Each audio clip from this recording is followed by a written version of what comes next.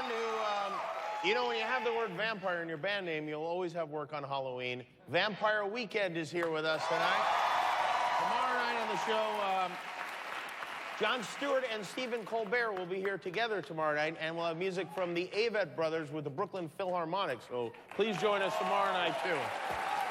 And I'd like to remind everyone that if you'd like to help with the hurricane relief effort, you can do it on the web at redcross.org, or you can text Red Cross to 90999 to make a $10 donation. Please do that, or you will almost certainly go to hell. Not only is my first guest tonight the main reason I got into television, he is the main reason I got a television. He is the host of The Late Show with David Letterman. I am more excited that he's here tonight than I'm able to explain. Please welcome Mr. Rock and Roll, David Letterman.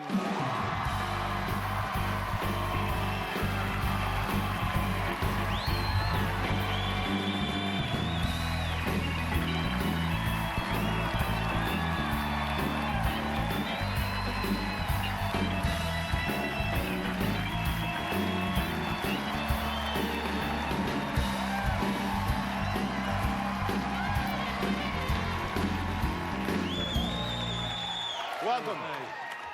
It's wonderful to have you here.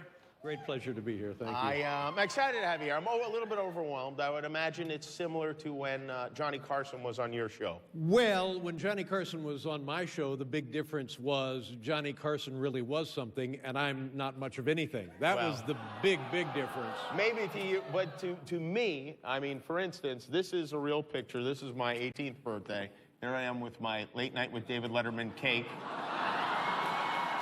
This is, I had a beautiful Isuzu iMark when I was in high school, and that's my my little brother, and my license plate said Late Night on it. So this is serious for me. This could make or break me tonight.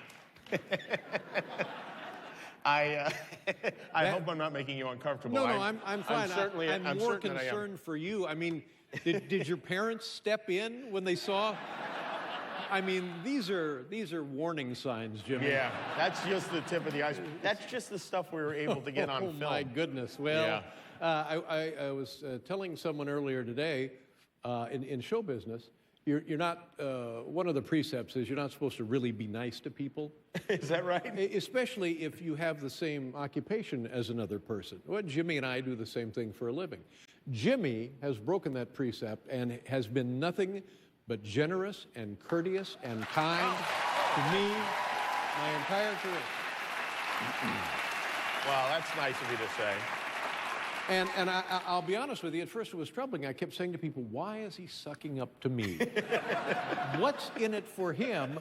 And then when I was persuaded that there was some measure of stability here, then I really realized that it was genuine, and I couldn't appreciate it more. Well, that's nice of you to say. I appreciate that. That's very nice. I'm very excited that you're here. Is your house okay? Is everything all right at your place? Well, I wouldn't say everything is all right, and my God bless you for coming here at this time, because we're just now recognizing what has unfolded, right. and to have you here visiting New York City, I think is a nice thing, and I think it means more now than in other situations. Well, rest assured, it was completely unintentional. I mean, we just wandered into this thing. A lot of people would pack up and go home. They would say, oh, no, we're going to get our shoes damp. We better get out of here. Well, that's the kind of heroism that I feel like I learned from watching you, Dave. That quiet, that's right. Stoic. That's courage in the face of adversity. Yeah. Is Harry trick-or-treating tonight? No, Harry decided he's not that big a fan of trick-or-treating, so he's staying. I don't know what they're doing. They're not trick-or-treating. I think trick-or-treating was canceled. Yeah, I don't know. He's just not that big on. I mean, he likes trick-or-treating out in the country, in the neighborhoods. You go to the door, but riding in an elevator. It's not the way to do it. Prime trick-or-treating. Yeah.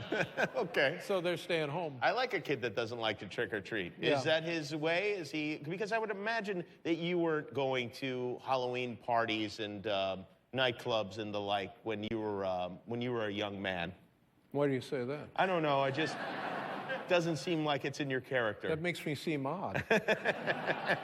and you say it's an issue of character. I think it is an issue of character. I think it's good. I don't like that sort of thing. Dave, we're just alike. We would really spend a lot of time together. It would be really great if we... Yeah, we really would. I mean, we're just men. It doesn't need to be weird between us. We're both wearing makeup. This... I see this really working out. Yeah, I have no idea what you're talking about, but me too. I think it'll work out. Well, you know what we'll do is we'll take a break here, and then we'll discuss our future together. David Letterman is here. We'll be right back.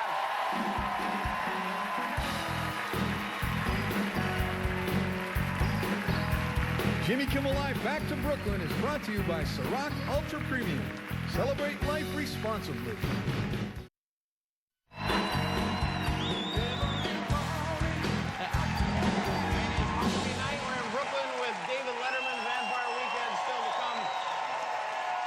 David, you are a father. How old is Harry now? 9 years old. 9 years. Does he know what his father does for a living? One of his classmates went up to him the other day, and he said, "I know who your father is." And Harry said, "Yeah, who's my father?" And he said, "Your father is Ed Sullivan."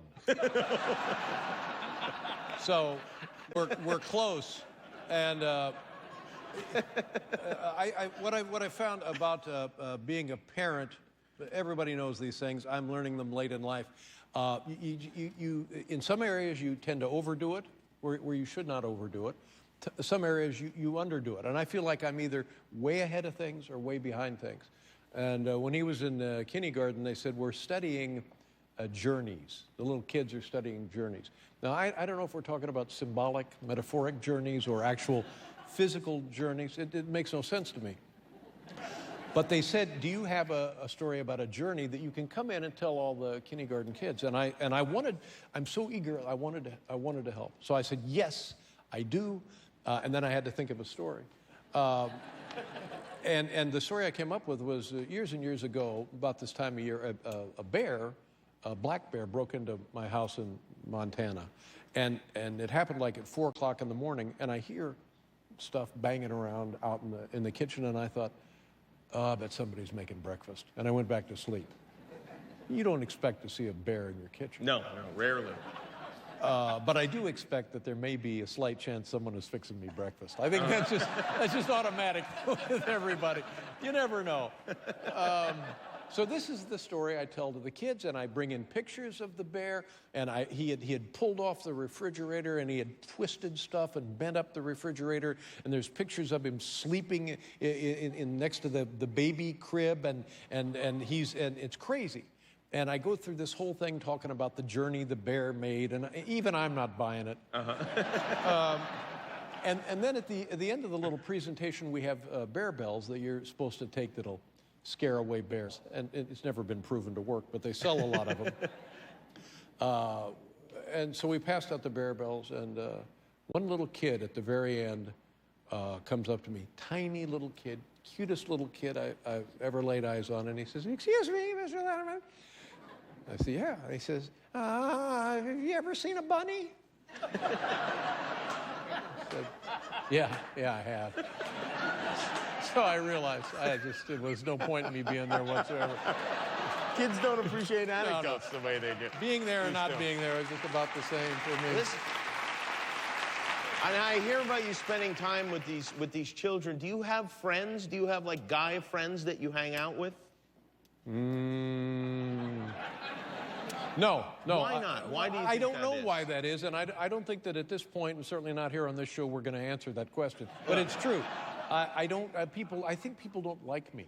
I don't think that's the case. You have a lot of friends. I'm always hearing about, oh, we had a party and people came over and it was exciting, and I just can't do that. Well, I'll have a party for you. No, I'm not It'll coming. be just I'm me not and you. coming. It'll be just the two of us. We'll have whatever you want. Yeah. Well, we'll have pie. Yeah, that's right. Do you like desserts? It sounds like the setup to an old joke. Do you fish? Do you go fly fishing? Oh, ever? well, now here I found out that you fly fish. Yes. And but what I know about your fly fishing is you're serious and probably good at it. I'm not that good at it, and I've only done it about 30 times. So I'm not, I'm intermediate level, I'd say. You've only done it 30 times? Yeah. Fly fishing. Wow. Ah. Yeah. Where's Anton when we need him? Yeah, where's the thank you? Keep him in the thing up there. Yeah, no, I just started about 5 years ago. Well, I'll tell you something. You're better than I am because about 30 years ago, more than 30 years ago, Tom Brokaw, the former anchor of this NBC Evening Nightly News, what do they call it? I don't know what they call it. He says, I'm going to teach you to fly fish. And by the way, I don't like activities that require pointers and tips. Right. You can either do it or you can't do it. But I don't like a lot of, okay, straighten your elbow, straighten. No, keep your head down. Keep your head down. No, spread your feet. Spread. Okay, now straighten your elbow. Now keep your head down. No, keep your head up. No, it's back here. It's 12 to 1. It's 12 to 3. You did 12 to 4. It's 12 to 3. That's just not going to help me. Yeah. So Tom and I go out to Central Park, and there's a puddle or something, and I couldn't do it. I just couldn't do it, and I didn't care. And then Tom said, you really ought to go to Montana. Go to Montana. And so finally, just to shut Tom up, I went to Montana. And that changed my life and started fly fishing. And I'll tell you this, I've been doing it for 30 years, and I'm no good at it, and I don't care. I just like standing in the river. Right, exactly. That's all. That's all you need. That's what I see us doing, standing in the river together. Standing in the river. And so Tom called up one day. He says, Tom, I think Tom talks like this. He says, let's you and me go down to Ted Turner's place. We'll go fishing. And I said, that's a good deal. Okay, yeah. And so we go down to the Flying D, 100,000-acre ranch. Wow. At the base of the Spanish Peaks, 12,000-foot mountains. And we go to a little creek called Cherry Creek. And Tom goes off with somebody, and I go off with somebody. We're different parts of the creek. And Ted hops in the truck, and he goes back to the house. Ted wants no part of this. Ted understands he's not making any money on any aspect of this. So he'll just be, back in the house trying to get a hold of Jane. She was long gone at the point. So now we're fishing, and I caught three. And I thought, okay. Nice. Brokaw, in that same period of time, claims that he caught 30. 30? 30 in the same period of time to my 3. So now we get back to the camp, and we're going to have lunch, and Ted is so desperate to get me off his property. He sits me down. Hey, let me help you with that. He sits me down and pulls off my waders. What? He wants me gone. He undresses you? He took my waders off like there was a late fee on them or something. I'll take those. Bang, zoom, we were gone. Let me tell you something. If you go fishing with me and Huey Lewis, we keep your waders on. Thank you. You will have your waders on when you sleep. No, I'm not going. I can't do that. What about softball? Could we maybe start a team? No. Wiffle ball? What is it about your life you find unfulfilled? What can I do for you that you haven't been able to do for yourself? Just live with me for a month. I think we can change everything. Like that's what I'm doing tonight. All right. We're going to come back for another month with David Letterman. We'll be right back.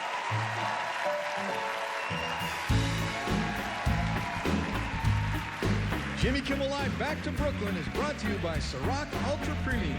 Celebrate life responsibly. David, I should introduce you to my band leader, Cleto, and I. We grew up across the street from each other. Great. And we would always watch your show together, and now we get to do our own show together. I mean, it's just I'm happy about that. But you just, I don't know if you get the sense that you do a show night after night after night, you often don't get the sense that it goes anywhere. And so now to hear that my show, my early show, had some sort of a life-altering impact on at least you two. It's remarkable. Well, I have a lot of things to ask you, and I want to go through a list very quickly because I'm starting to feel like you will never come back. So, no, I'll come back. I come to Brooklyn all the time.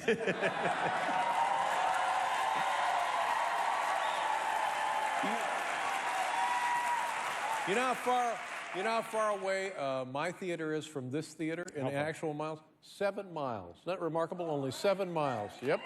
And how long did it take you to get here tonight? Hour and 25 minutes. Sorry. It's all right. Did you have an audience on your show tonight? Hard to tell. Did you enjoy doing the show? Because you did an extra night without an audience. We did 2 nights without an audience. And what you learn, I don't know, I can't speak for you, but for myself, our audience, when they come, goes through such a regimented indoctrination of how to behave as not just an audience, but as adults in life. We cover hygiene, we cover grooming, we cover manners. So then when you don't have the audience, what you're immediately aware of is how truly unfunny I am. Because what you're getting with no audience is probably the reaction people are having at home, which is complete silence. So it was fascinating, but tonight we had an audience. But when you're on the radio, you didn't feel that way, I assume. When you're on the radio and you're talking to nobody in a room, it's very quiet, and you just kind of assume that it's going well. Right, but I'm not getting paid radio money. Are you on Facebook? No. Do you have email? Yes.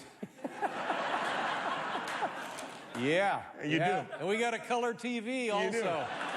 You send out emails? It's fantastic. So if I see funny videos, I could send those to you? No, please don't. Okay. No, I have the email, and I enjoy You like checking it. Do you cook? Yeah, I cook. You do? What do you cook? What do you want? I don't know. There was a time when I did a lot of cooking, and I still enjoy cooking, but I don't anymore. You don't anymore? Do you cook? Yeah, I cook a lot. Like what kind of stuff do you cook? I cook barbecue a lot. I make Italian food, pizza. Now, see, here's the thing. Is the barbecue any good? It's great. Now I'm suspicious of that because, and people in the audience will back me up on this. I don't care. We could take the average age of the audience, how many times they've had barbecue, how many times it was great. It's going to be a small number because everybody loves barbecue. If it's not great, don't get the stuff. Don't even bring in the animals. Don't take the atom bomb into the desert. I have a smoker the size of a refrigerator. Oh, the smoker, You'll see it when you come to the but house. Is it We're going to have a lot of fun together. I feel like we've made a breakthrough. I feel like this is an eHarmony commercial. Is it really good? Or is it the kind of stuff in the car on the way home people are saying, ooh, how about that barbecue? I don't know, because people aren't honest when they eat at your house. Yeah. But I think it's good. I've been told that it's good. Guillermo, do you think it's good? Excellent. Thank you, Guillermo. And he is paid to be here, so his opinion is not as valid. Did you used to work for me? No.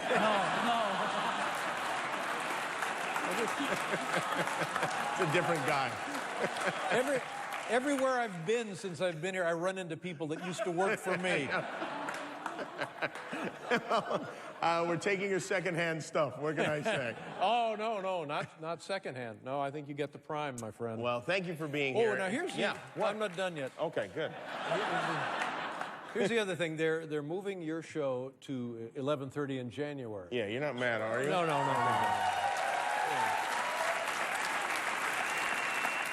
And I think now we overlap, don't we? Yeah, right. So if people want to, they could see this tie right now on your show and suit, and see this tie and suit on my show simultaneously. I don't think that's ever been done in television.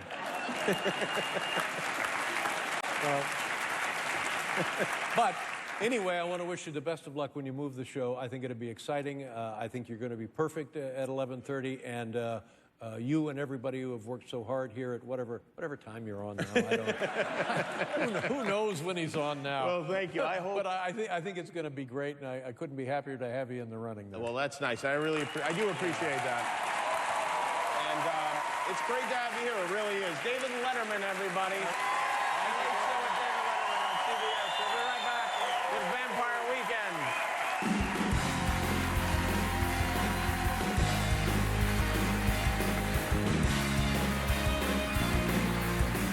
Jimmy Kimmel Live Back to Brooklyn is brought to you by Ciroc Ultra Premium.